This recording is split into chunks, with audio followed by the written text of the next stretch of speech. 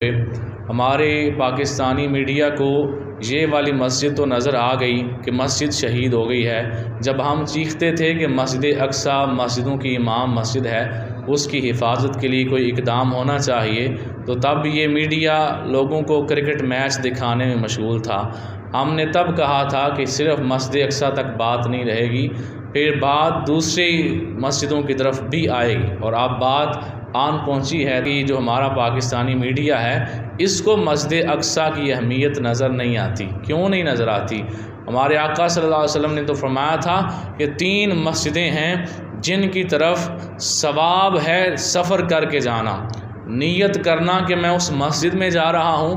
حضور نے فرمایا یہ 3 مسجدیں، حدیث مبارکہ کا مفہوم پیش کر رہا ہوں، 3 مسجدیں ہیں کہ ان کی طرف سفر کرنا اس پہ ثواب ہے، اس نیت پہ ثواب ہے۔ تو حضور نے فرمایا ایک مسجد حرام ہے بیت اللہ خانہ کعبہ، اور ایک میری مسجد ہے مسجد نبوی، اور تیسری مسجد مسجد اقصیٰ ہے۔